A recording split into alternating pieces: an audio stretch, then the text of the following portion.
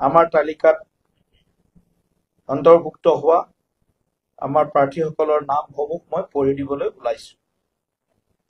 কোকৰাঝাৰ জিলা পৰ্বতজোৰা সমষ্টি বনেন্দ্ৰ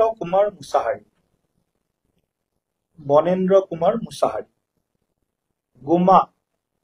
গুমা সমষ্টিত সজল সিংহ, জমদুৱাৰ সমষ্টি ৰাহুল নাৰ্জাৰী, চৰাইবিল সমষ্টি গোসাই বসুমতাৰী, কচুগাঁও সমষ্টি মহেশ্বৰ বসুমতাৰী, ফকিৰাগ্ৰাম সমষ্টি অৰূপ কুমাৰ দে, দতমা সমষ্টি মনোৰঞ্জন ব্ৰহ্ম, বনৰগাঁও ৰাজীৱ ব্ৰহ্ম, চালাকাটি কবিতা বসুমতাৰী। চিৰাং জিলাৰ প্ৰাৰ্থীসকল চিৰাং 13 নম্বৰ চিৰাং শংকৰ ব্ৰহ্ম, সুবাইজাৰ সমষ্টিত প্ৰভাত বসুমতাৰী, মানস চেৰভাঙত সুভাষ বসুমতাৰী, বাক্সাৰ মথনগুৰি সমষ্টিত গৌতম দাস, শালবাৰী সমষ্টিত চক্ৰধৰ দাস, কোকলাবাৰী সমষ্টিত ৰমেন মদাহী, দিহিৰা সমষ্টিত মানস প্ৰতিম কলিতা, তামুলপুৰ জিলা বাগানপাৰা ৰেখাৰাণী দাসবড়ো, দৰংগাজুলি বিজিত গৌৰা নাৰ্জাৰী, শুক্লা চেৰফাং ৰনেন নাৰ্জাৰী, গোৰেশ্বৰ দেৰহাছাৰ নাৰ্জাৰী, ওদালগুৰি সমষ্টিত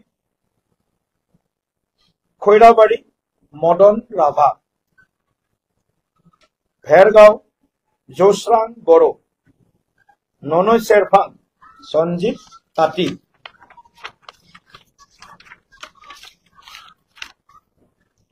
খালিংদুৱাৰ অৰ্জুন দৈমাৰী, মুদৈবাৰী দিগন্ত বৰুৱা, ভৈৰৱকুণ্ড মিনন মুছাহাৰী, পাঁচনৈ চেৰফাং দীপক কুমাৰ মৌৰ। এই 28 গৰাকী প্ৰাৰ্থী আমি নাম ঘোষণা কৰিলো। আপোনালোকক আকৌ এবাৰ কৈছো যে আমাৰ অপেন চিটত আমাৰ থুৰিবাৰী সমষ্টি এটা ৰৈ গৈছে।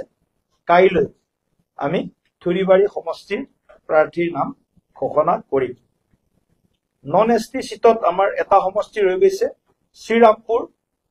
সেই সমষ্টিটোত আমি প্ৰতিদ্বন্দ্বিতা নকৰো, কিন্তু আমাৰ হয়তো NDA মিত্ৰ দলৰ কোনোবা দলে প্ৰতিদ্বন্দ্বিতা কৰিব পাৰে। সেইটো তেওঁলোকৰ কথা, সেইটো তেওঁলোকে নিজে সিদ্ধান্ত ল'ব।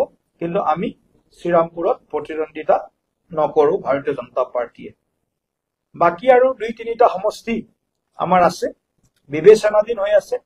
আজি নিশা আৰু কিছু কথা বতৰা আগবঢ়াব লগা আছে যে কাইলৈ হয়তো আমি আৰু 2টা বা 3টা সমষ্টিত আমাৰ দলৰ প্ৰাৰ্থী ঘোষণা কৰিম। এইখিনি আমাৰ আজিৰ প্ৰাৰ্থী যি তালিকা, চূড়ান্ত যি নাম, এই নাম সন্দৰ্ভত আমাৰ ভাৰতীয় জনতা পাৰ্টী অসম প্ৰদেশৰ হ'বলগীয়া বিষয়। আপোনালোক সকলোকে এবাৰ আকৌ ৰোমন্থন কৰিব বিচাৰিছো। 2015 চনৰ নিৰ্বাচনত আমি এটা সমষ্টিত মাত্ৰ জয় হৈছিলো, আৰু তাৰ পিছত 2020ত আমি 9টা সমষ্টিত আমি জয়লাভ কৰিছিলো। আৰু এইবাৰ আমি 28টা আজি ঘোষণা কৰিলো।